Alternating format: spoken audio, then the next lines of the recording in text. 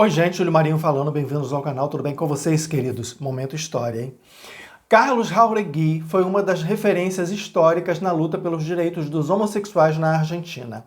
Carlos entrou para a história como um dos fundadores e primeiro presidente da comunidade homossexual argentina, CHA, entre 1984 e 1987 e por liderar a primeira marcha do orgulho gay e lésbico em Buenos Aires em 1992. Um ano antes, ele havia fundado a Associação Gay pelos Direitos Civis. Nascido em La Plata em 22 de setembro de 1957, ele também foi um dos principais promotores do primeiro projeto de união civil e a inclusão da orientação sexual na cláusula antidiscriminação da Constituição da cidade de Buenos Aires.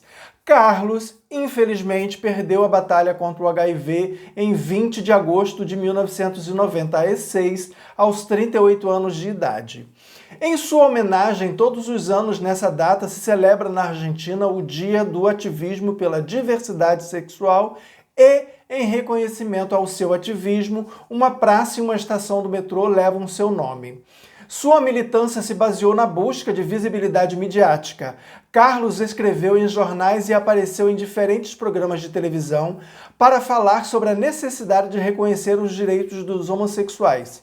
Mas em 1984 quebrou todos os estereótipos ao aparecer na capa da revista Siete Dias, abraçando seu namorado, o ativista Raul Soria. Era a primeira vez que um homossexual assumia sua sexualidade publicamente. Filho do advogado Carlos José Jauregui e da professora primária Elsa Guas, irmão mais velho de Roberto Mário, que era jornalista, gay, também ativista e criador da Fundação Huésped. Carlos cresceu em um bairro habitado por descendentes de italianos na cidade de La Plata e estudou no Colégio Arcebispo José Manuel Estrada. Aos 16 anos conheceu Matias, seu primeiro namorado e primeiro amor, com quem manteve um relacionamento de 4 anos. Em 1975, ingressou na Universidade Nacional de La Plata e se formou em História em 1979. Foi também professor assistente de História Medieval até 1980, na mesma universidade. Aprendeu francês quando criança porque era fascinado pelo idioma. Entre 1980 e 1981, mudou-se para Paris para se especializar em História Medieval. Durante este tempo, viajou pela Europa e Estados Unidos, onde também fez curso de Sociologia Urbana. Em 1982, de volta à Argentina, mudou-se com seu pai para Buenos Aires, onde voltou a lecionar como professor adjunto na Universidade del Salvador. Em 1984, conheceu Pablo Ascona, seu grande amor. Viveram juntos por 4 anos. Quando Pablo morreu em 1981 devido a AIDS, Carlos não pôde ficar na casa em que moravam. Como não eram casados, já que a lei não permitia, a família do falecido reivindicou o imóvel. Pela lei, Carlos não tinha direito à propriedade. A tristeza e a revolta aumentaram ainda mais em Carlos a ideia de lutar pelos direitos iguais.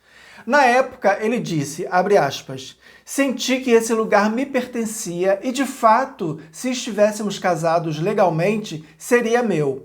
Anos atrás, a repressão policial era a nossa principal preocupação. Desde a AIDS, nosso maior problema é a hereditariedade. Fecha aspas. Deprimido, Carlos foi morar com um casal gay que eram seus amigos desde sempre. Eles o acompanharam até o dia de sua morte. Entre seus ensinamentos, talvez o mais importante tenha sido fazer com que as pessoas entendessem que a visibilidade midiática, ou seja, dar-se a conhecer, é a ferramenta fundamental para que homossexuais se sintam livres e orgulhosos. Isso significa deixar de lado o medo e o silêncio que outras gerações sofreram durante anos. Enquanto morou em Paris, Carlos participou pela primeira vez de uma marcha do orgulho gay. Isso, ele admitiu mais tarde, o marcou para sempre, abre aspas. Foi o motor que decidiu minha militância posterior no movimento gay porque, a partir daquele momento, comecei a pensar que algo tinha que ser feito na Argentina. Lá na França, testemunhei como era possível viver em uma sociedade mais livre. Fecha aspas. Convencido de que tudo era possível, deixou sua carreira de professor e se dedicou integralmente ao ativismo pelos direitos dos homossexuais. Foi um dos fundadores e o primeiro presidente da comunidade homossexual argentina, CHA, em 1984 e depois publicou uma nota paga no Clarim intitulada, abre aspas, "Com discriminação e repressão não há democracia", fecha aspas. Começou sua etapa como autor em diferentes jornais e participando de alguns programas de TV para falar sobre igualdade de direitos e depois fez aquela capa da revista, com o namorado. Os riscos de ser homossexual na Argentina era o título da matéria. Em 1987 publicou seu primeiro livro, Homossexualidade na Argentina, que dedicou a seu companheiro Pablo Ascona, seus colegas ativistas e as mães da Praça de Maio. À frente da CHA, solidificou os laços em comum com outras organizações de direitos humanos e em setembro de 1984 fez parte da marcha em que a CONADEP entregou o relatório Nunca Mais ao presidente Raul Alfonsín. Já inserido na luta política da comunidade gay, ele pediu que a orientação sexual fosse considerada como livre exercício de direitos humanos e depois denunciou a perseguição e crueldade de detentos desaparecidos por sua orientação sexual durante a ditadura, que ele chamou de os 400 desaparecidos. Em 1987 deixou a presidência do CHA e em 1991 fundou a Associação Gays por Direitos Civis, Gays de Si, de onde foi criado o primeiro projeto de união civil.